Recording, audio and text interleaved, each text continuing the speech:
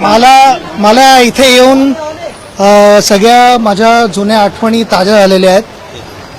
आठवतंय मला या ग्राउंडवरती मी इथे जया आणि गोपाळचा जो वडापाव मिळायचा तिकडे मित्रांबरोबर बसून तिकडे आम्ही संध्याकाळी वडापाव खायचो प्रॅक्टिस नंतर. तिकडनं आता हा एवढा उत्कृष्ट जिमखाना झालाय हे बघून फार आनंद होतो. आणि बरेच जण इन्व्हॉल्ड होते, कमिटी होती, सगळे इन्व्हॉल्ड होते. आणि खास करून जेवढं मला आत्ता इकडे कळलेलं आहे त्याच्यात राज ठाकरेजींनी पण भरपूर मदत केली.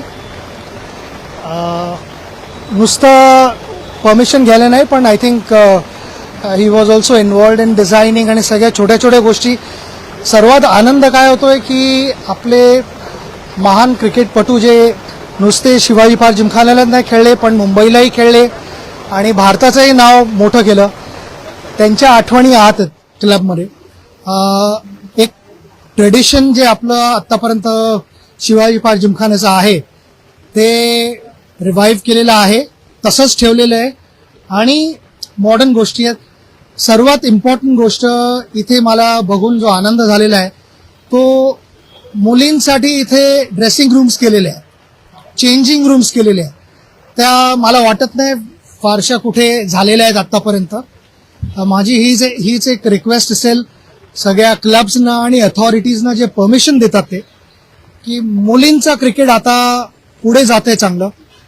वेगवेगळ्या टुर्नामेंट्स इंट्रोड्यूस होत आहेत, तर मुलींसाठी चेंजिंग रूमसाठी तरी नक्कीच परमिशन मिळाली पाहिजे. नुसत्या शिवाजी पार्क जिमखान्या इथे आत त्यांना दिलेले आहेत परमिशन्स करायला ड्रेसिंग रूम्स, पण माझी अशी इच्छा आहे की मुंबईतच नाही पण भारतात सगळीकडे त्यांच्यासाठी चेंजिंग रूम्स असायला पाहिजेत आणि त्यासाठी परमिशन जी आहे ती तात्काळ द्यावी अशी माझी रिक्वेस्ट आहे. मला ऑलवेज वाटतं की चांगली जी एक थॉट प्रोसेस असते त्यानंतर रिझल्ट्स लागतात. तर हे एक मोठं एक्झाम्पल इकडे की आहे ना, आपण म्हणतो की थॉट्स लीड टू ऍक्शन आणि action leads to good performances. तर पहिली इनिंग तर शिवाजी पार्क जिमखाना इथे खेळलेले आहेत. बाकीच्या सगळ्या मुलामुलींच्या हातात आहे की ह्याचा पूर्ण फायदा घ्या, मेहनत करा, प्रॅक्टिस करा. मुंबईचं, शिवाजी पार्क जिमखान्याचं, मुंबईचं आणि आपल्या देशाचं नाव मोठं करा. हीच माझी इच्छा आहे as a cricketer. Thank you very much. All the best. मला इथे आल्यावर फार आनंद झाला. थँक्यू.